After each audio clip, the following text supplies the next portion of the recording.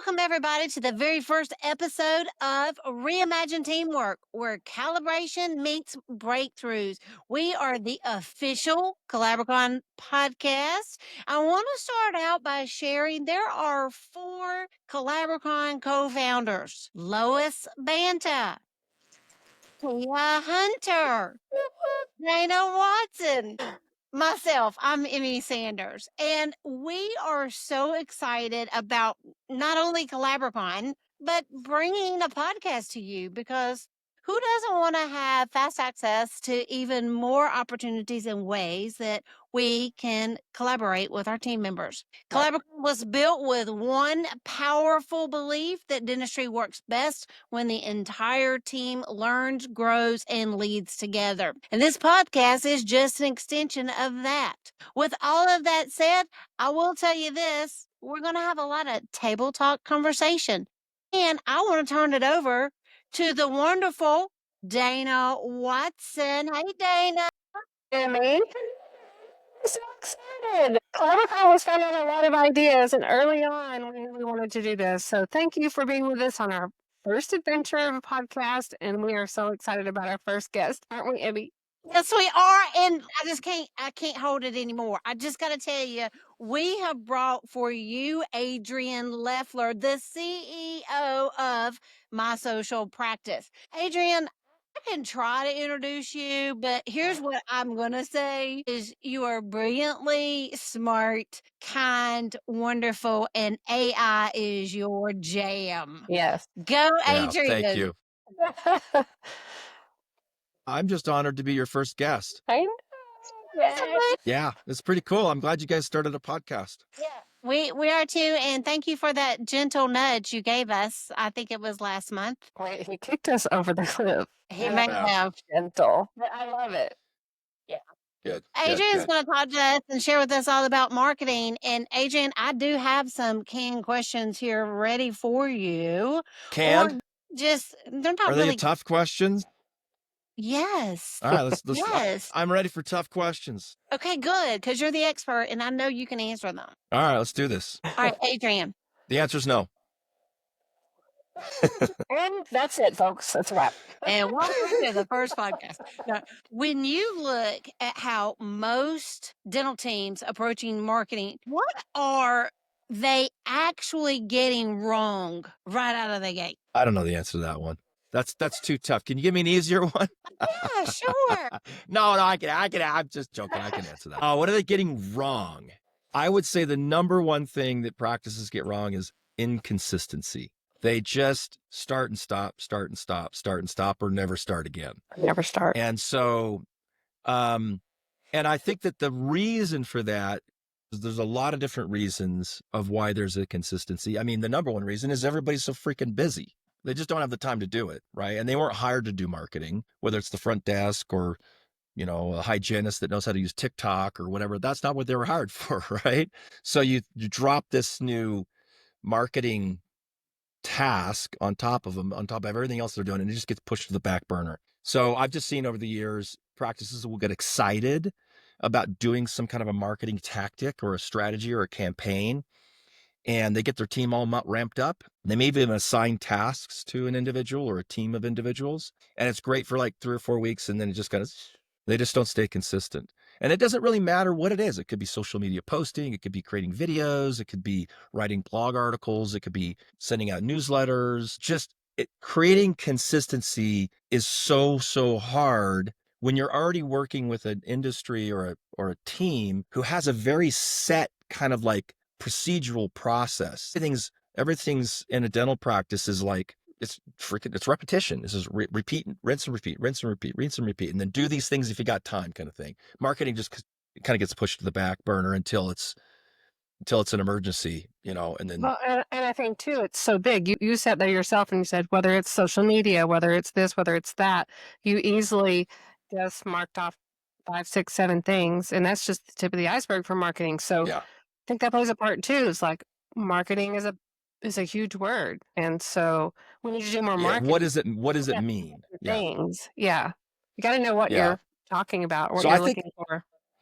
So, well, you brought up a good point because, I mean, Emmy's question was, what are they getting wrong? And I'm saying consistency. And part of the problem of consistency is knowing you can't do it all. What's the one thing you should do if you can do one thing, and what should that thing be? And can you create a repeatable process around that? And that's just hard to identify for a lot of practices. Overwhelming. Just another part yeah, it's overwhelming for sure. Does that answer your question, Emmy? It does. It does. Okay. And I want to give a homework assignment to our audience. Oh, thought you meant for me. I Yeah, was gonna be like, holy cow, don't give me any homework. That's later. No, a homework assignment for our audience. Like how can they dial it down and decide what's going to be the best marketing strategy for them? How can you guide us in making those decisions? I have that answer. And it's a very specific answer, and it's something that every practice should be doing. Okay. So let me create the picture here. You end up going to an annual event somewhere, and there's all this talk about marketing, and they're talking about AI, and they're talking about, this piece of software that does this, and this piece of software that does that. And you come out of there with all these great, crazy ideas, and you go back and it just falls apart. Okay. I'm going to give you the one thing that you can do that will be the most valuable marketing effort that you could ever do, and you can keep doing it. But before I do, I want you to guess. What do you think it is? What? I'm on the edge of my seat. I'm ready for this answer. No, I want to see if you guys pass the test. What is the one thing? Dana, I didn't know we were going to have to take a test. It's back for the homework thing. Yeah, that's right. Okay. Can you ask the question again? No, wait, I think I have to. Can you spell that one more time for me? Yeah. Can you give me the word again so I can spell it? All right. One thing. So here's the one thing. Okay. It's the number one thing. Get a shit ton of Google reviews. Love that. That's it. That's the one thing you should do. Google it doesn't reviews. do everything, but if you have one activity in the practice that will have the longevity value, right? Like you just do it now and it default, and what you do now doesn't really support your practice in a year or now, or something that's simple. It's really simple. Just get a ton of Google reviews. And there's a lot of reasons for this, which I'll go through because I know that's your next question. Yeah. Okay. So here are the reasons. One, Google reviews aren't going away, meaning Google's not going to get rid of reviews, which are in your Google business profile, right? So everybody has a Google business profile. Every practice has a Google business profile. It's your listing in the Google database. And the reviews that you get are inside of that listing. Okay. Google's not going to get rid of the listings. They're not getting rid of their business. They're not going to get rid of their business directory. And the reviews are such an important part of decision-making for any industry that they're not going to get rid of it. Okay. So it's not like you get a bunch of reviews and then Google dumps reviews down the road. And now you've spent all this time and this effort building a review profile that's now gone. That's not going to happen. If it does, call me and I will apologize and send you a Starbucks gift card for $5 if it ever happens. Okay. All right. That's one thing.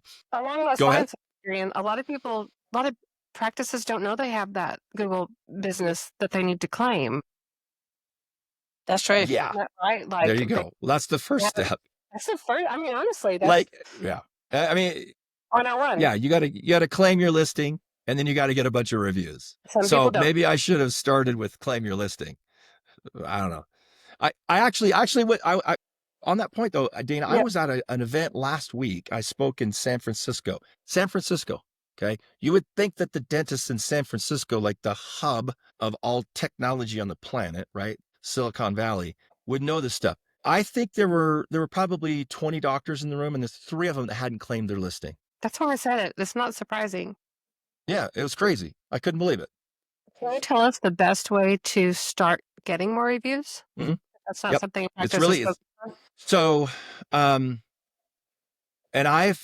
we've worked with maybe 3,000 practices helping them get reviews. Okay, a lot of practices, maybe more. I mean, we've worked with more than 7,000 practices total. I'm thinking of all the practices that we've actually worked with helping them get reviews. Okay, so I've got a lot of experience in this. Okay. So I can speak authoritatively about it. There is no like product software that solves getting the review problem. Okay. You can't just buy a service and get a bunch of reviews. I know we actually have a product. where Right. you can send a text to a patient and it says, give us a review. And there's 100 different companies that offer that service. But even having something like that doesn't really get you ahead. Okay. The only way to do this is to get your patient, ask the freaking patient for a review. That's the only way to do it effectively.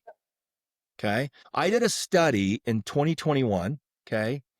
I basically went through the top 250 cities. I grabbed all of the dental Google business profiles from every city. There was almost 28,000 practices in this research I did. Okay. I sorted them by the practices that had the most reviews, the most 5-star reviews, etc.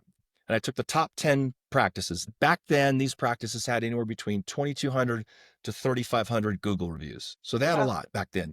I've looked at them now and they've all got 1,000 or 2,000 more. So this is 2021. All of them had more than 2,000 Google reviews. I called them, the practices, and I interviewed many of them. I interviewed the office manager or the doctor to find out what they were doing. How did you guys get so many reviews? What are you doing? All of them have the team is the key. It was doing it. The team was asking the patient for a review. There was no magic bullet. There was no piece of software that magically creates reviews. Their teams were involved. And every single one of the practices had an incentive program, not for the patient, for the team member to get more reviews. Okay. So it would go something like this. Team members, let's set a goal for getting more reviews than everybody else in the city. Let's set a goal for getting 50 new reviews every month, whatever the goal is. Okay. Team's like, yay, let's do this. Okay. The doctor then says, for every single review that you individual bring in or you individual team member bring in, I will give you $5, $10, $20, whatever it was. It was just a cash spiff. Or it was an incentive that if they hit the goal as a team, they would all go out and the doctor would blow $1,000 or $2,000 on dinner at a really nice restaurant or pedicures up for everybody or something to get them excited. Okay.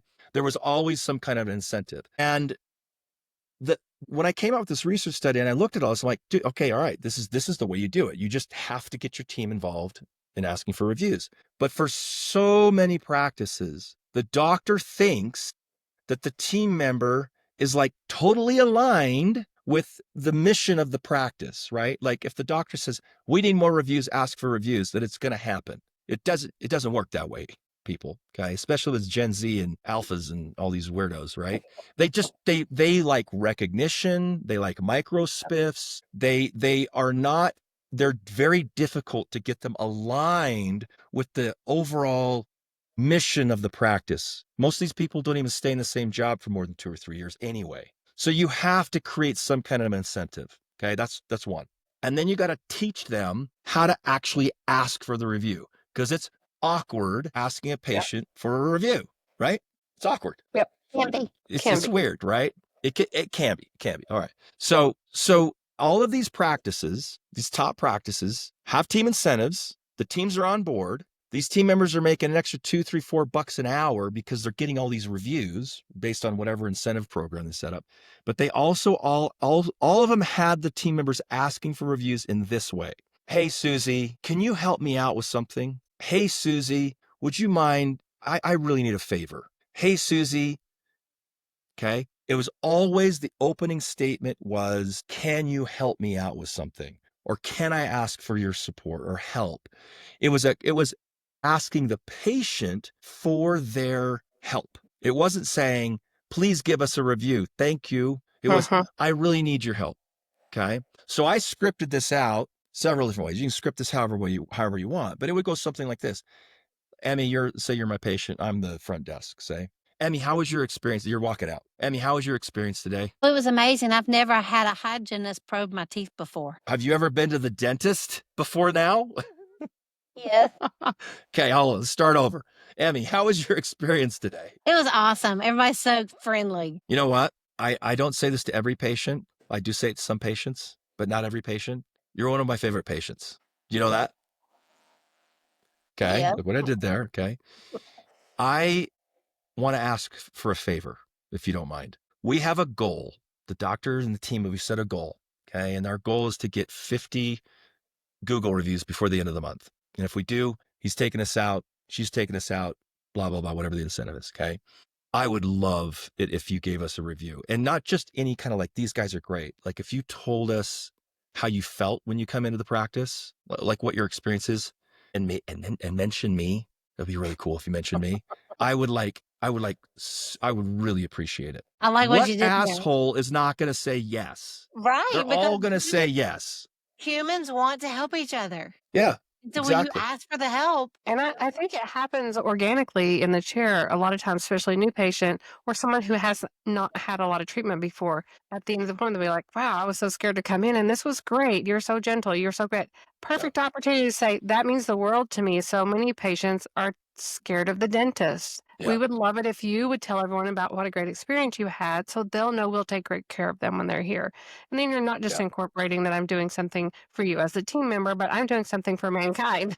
I'm like Yeah. letting Yeah. people know you're going to come in and be safe here and be well taken care of. Yeah. You could spin it however you want, but you're never asking for a review. You're asking for a favor. You're asking for their help, whatever.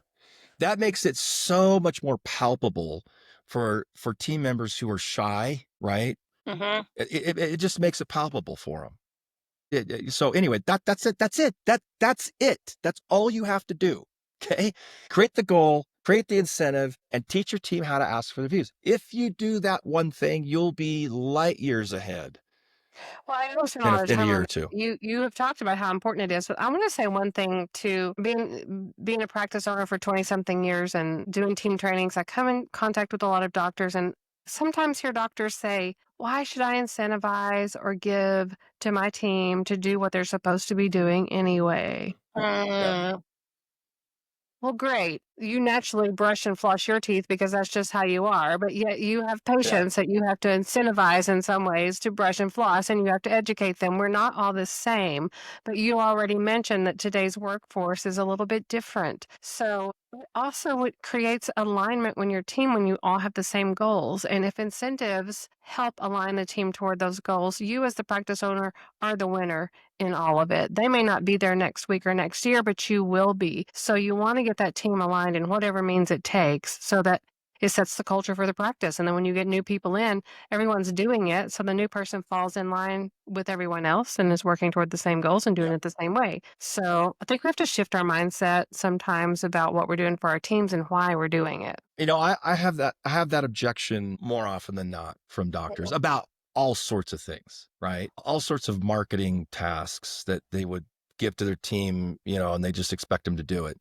The answer to that question or that concern is this: don't create an incentive and go ahead and ask your team to ask for reviews. You might be one of those unicorn practices where everybody gets excited about it and gets a bunch of reviews. But if you don't, find another way to do it. I'm telling you, I've tried everything. Email marketing campaigns, QR codes, text messaging campaigns. Go ahead. If you can figure out another way to do it other than creating incentive for your team, you now have become a dental marketing expert and you've got a product that you can sell because it doesn't work any other way. I'm telling you, it doesn't. If you can't get your team to ask for the review, you have to create an incentive in order to get them to remember to do it. And you got to do it in an appropriate way, right? You have to let them know that you care about them. If I was a dentist, and I'm not, okay, not even close, but if I was a dentist, and this is how I run my business, this is how I kind of run my social practice, okay, is we say, look, this is your job description. Do these things. Well, let me actually not say I'm a dentist. Let's just talk about me as a dental marketing CEO of my company. Hey, here's your job description, employee, okay, and get that going and do it, whatever, okay. Oh, by the way, here's this other thing that you should do, okay. It's outside your job description, but it's something that's really important for the success of the company, right? It doesn't get done. Yeah. It just freaking does not get done. And I can bitch and complain all I want about the shitty workforce and this new generation, or I could just create a freaking incentive program instead of giving them a raise. And be done. And be done with it, okay? So one of the things that I talked to the Antoine Dental Care, the practice that they were the fourth practice, they were the fourth most Google reviews. How the hell do you say that? I don't even know. Okay, they were the fourth company in the country with the most reviews. I talked to Oscar Rivera. He was the office manager. He put this whole plan together. He says, I don't give my people raises. I give them incentives to do additional work above and beyond their current duties. He says, I don't have to give them raises. They don't ask for raises. If they do, I say, go get some freaking Google reviews. He said one of his employees is making $3 more an hour, $3 more per hour. It's a few $1,000s a year just because they're asking for reviews. So simple. So it's a different model. If you're my age or older, I'm 51, you're a 65-year-old dentist, you were used to working with people in the 80s and the 90s with Gen X's like me, and we just think differently. We just go get our shit done. We just go do it, right? You tell us to go do it, we go do it, right? It ain't that way anymore. So you got to either sell your practice or change, right? You just have to, you're dealing with a different type of human being now. Right. So, And that mic can drop. be rewarding. Just learn to play the game. It can be rewarding. Yeah, it could be great. And these this younger generation, most of my team is that generation. They're freaking awesome. They're amazing workers. You just have to treat them a different way. You don't just say, hey, go do this, and then they do it because it's something you think is good for the company. They need to understand the value in it. They need to be recognized, right? And you should pay them if they're going to do that. It pays off so big in the long run. So anyway. Yeah. Okay. Amazing. You narrowed that down to one thing. One thing. And I think that's going to be super helpful for all of the listeners. Work on that one thing. So that's your homework assignments. Work on that one thing. Now, would you like to have one more question? Yeah, let's do it. Yeah. One more question. Okay. How can dental practices use video to help their marketing opportunities? Okay. Good question. Video content. There's a few different reasons why video content. Are you asking me how to do it or why it's important? Why it's important and how to do Okay. it. They need to know where do you use video for dentistry? Okay. So let me talk about why and then I'll say how. Okay. Okay. So the why is that when you create video content and you say you publish it to social media accounts, TikTok, Reels, Facebook, YouTube Shorts, you can actually publish to your Google business profile as well. The viewership, it gets 1,200% more engagement than stock images or images in general. It gets 200% more views. So the social media platforms feed video content to the top of the feeds. And the reason why is because it keeps people on the platform. Human beings want and stay if they're looking at video content. So they, right. Who's been stuck in a 3-hour Instagram Reels or TikTok hole, right? Okay. It just keeps you on the platform. Yes. Okay. You don't stay on the platform if you're just looking at images. You bounce off and you go somewhere else. So the video content is being surfaced simply because it retains attention. Okay. And because of that, you get more engagement, you get more likes and that kind of stuff. So that's one reason. Two is now all of the search engines, Google, and all the AI search engines, Gemini, ChatGPT, Grok, Claude, all of the AI engines that do search, right, are now indexing social media content. What does that mean? What that means is this, and this just happened like 2 or 3 months ago, okay, just recently. If you were like gangbusters on social media a year ago, all of that content you're creating, all the engagement and everything, it didn't have any effect on you ranking higher in Google. It didn't actually help you move up.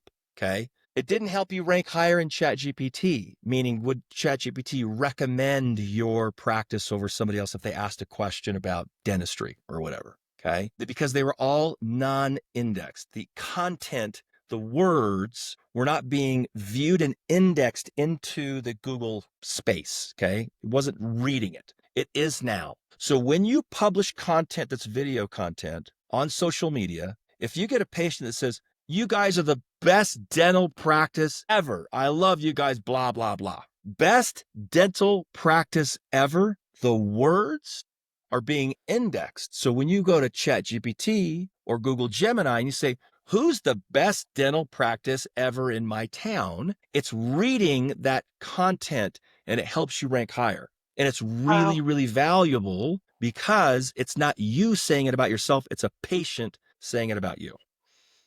Okay. So it gets more engagement, and 2, it's being indexed. Now, how do you do it? The easiest way to do this is to come up with a theme. Okay. Mythbusters Monday. Okay. Like it. Mythbuster Monday. Here's the myth about dentistry. Here's how we bust that myth. It's a theme. You do it on Mondays. Okay. Tuesday tips. I don't know. Come up with something. I've lost all of the themes. What? Wine Wednesday. Wine Wednesday. You grab a glass of wine and you talk to the camera. Or you do a lot. Yeah, totally. Something that's themed. Okay. Because what that does, the problem with creating video content is you tell your team we need video content, and they're like, well, what the hell do we do? Do we do a dance video? Okay, let's do it. Whatever. I don't.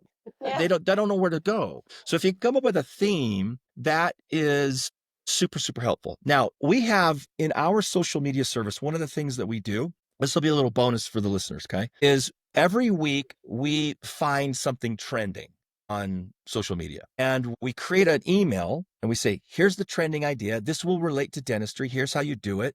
And it takes 5 minutes. And we send this email out. Okay. So it's an idea every week. It's like, You do that for your weekly. clients? Yeah, this is part of the service that we offer. Oh, nice. Okay. But what I'm going to do is I'm going to give you a link to subscribe to it. Okay. It doesn't cost anything. I won't charge anything. Okay. But anybody listening can go to that. Just put your name in the form so you get on the list, and you'll get that email idea every week. So that's another way to do it. Just do the idea we send out every week. That is great. Awesome. High five. Okay? This is like, So that's a how. Okay. Cool? I like it. So we've learned a lot from you today, oh my gosh. and I'm extremely Wow. grateful. Mm-hmm. You guys are easy to impress. I'll be honest. Yeah, well, Stop it. if we have some listeners out there that are ready to contact you, tell me what's the best way for us to contact I'll give you in the description of the stuff. I'll just put a link to, I'll drop my email in there and give you a link to our contact form and our phone number. Just reach out. Can we have a throwback moment for a second, Adrian? I don't know if you still do this, but how I knew about my social practice, my first probably trip to ADOM 2015, you had the little bubble things for the pictures. Oh yeah, the social signs. Yeah. The social signs, like that's how I got to know my social practice. Yeah. Where you guys have gone from then, 10, 11, 12 years ago, I can't keep up with you. So kudos to the success of your company and all the things you do Thank for you. dentistry. Absolutely. Oh, you're so welcome. You guys are amazing. I'm so excited about your COLLABricon event coming up and this podcast. So congrats. Thank you so much for being Okay. guest number 1. Okay, so I'm first. Dana, I was first. you are It was me. first. So Dana, before we say goodbye today, is there anything else you would like to say before we get out of here? I just want to piggyback on what you said. You are the expert for sure. We came to Nashville in 2016, not knowing anyone or having any reviews for this practice, and took the advice of a marketing friend that maybe start there. We did exactly what you said to do. Ask your patients, put incentives in place. We don't have 2,500, but we do have 1,000. But what That's I love awesome. about it is when people say, when we always ask how you found us. Well, I saw you in my insurance, but when I read your reviews, or I drive by your office, but when I read your reviews, I saw you on Google, but once I read your review. Yeah. I just want to reiterate the importance of having those stories out there for people to read, to know reasons why they should pick you, not just that you came up in a search and I could go there, but here's why I want to go there. Because they learn about your practice, they learn about your team, they learn about your people, they learn about how they're going to feel when they walk in your practice. Super important. That's awesome. Thank you. Thanks, Cool, thanks. everybody. And we'll see you on the next episode of the COLLABricon podcast.